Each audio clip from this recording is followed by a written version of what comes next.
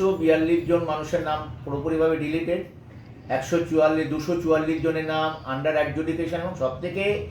মানে দুঃখের ব্যাপার হচ্ছে যারা ডিলিটেড তাদের তো তাও একটা আমরা সুযোগ আছে, ফর্ম 6 তাদের আমরা ফিল আপ করাচ্ছি নতুন করে, কিন্তু যারা অ্যাডজুডিকেশনে রয়েছে তারা জানেই না তাদের নামটা থাকবে কি থাকবে না। এখন এই অ্যাডজুডিকেশনের ফয়সালা কবে বিচারপতিরা করে দেবে, তবে আদৌ তারপরে তারা ফর্ম 6 ফিল আপ করার সময় পাবে কিনা, আদৌ নিজেদের নাগরিক হিসাবে প্রমাণ করতে পারবে কিনা, এটাই একটা বড় প্রশ্ন চিহ্ন রয়েছে।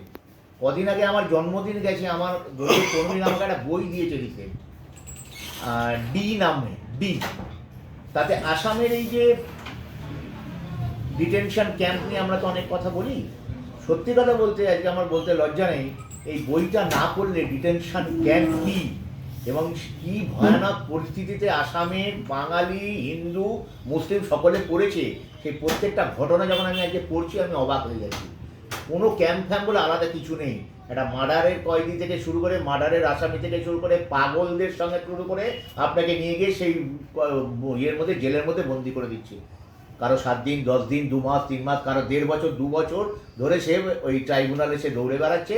কোটি কোটি টাকা সে খরচা করছে, সুরাহা পাচ্ছে না, কেউ বা হয়তো সুরাহা পেয়ে সেখান থেকে সমস্ত কাগজপত্র দেখিয়ে বলছে না এই বৈধ ইন্ডিয়া। কিন্তু এই যে তার জীবনে যে কালিটা লেগে যাচ্ছে,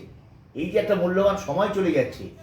এর বিরুদ্ধেই কিন্তু আমাদের লড়াইটা, সেই লড়াইটাই আজকে নেত্রী মমতা বন্দ্যোপাধ্যায় সুপ্রিম কোর্টে দাঁড়িয়ে করেছে, যা ভারতবর্ষের ইতিহাসে কেউ কোনোদিন ভাবতে পারেনি। এই জন্যই আজকে সারা ভারতবর্ষে আসমুদ্র হিমাচল, এই আমার কাশ্মীর থেকে কন্যাকুমারী, কচ্ছ থেকে কোহিমা, আসমুদ্র হিমাচল আজকে বলছে যে ভারতবর্ষের একমাত্র লড়াকু নেত্রী যদি কেউ হতে পারে, এই নরেন্দ্র মোদীর এই তানাশাহী রাজত্বের বিরুদ্ধে যদি কেউ রুখে দাঁড়াতে পারে, তার নাম মমতা বন্দ্যোপাধ্যায়। সেটা সুপ্রিম কোর্টে প্রমাণ করেছে, রাস্তায় দাঁড়িয়ে প্রমাণ করেছে, আজকে আবার ধর্মতলায় যে ধর্ণা মঞ্চ উনি তৈরি করেছেন সেখানে আরও একবার প্রমাণ করেছে।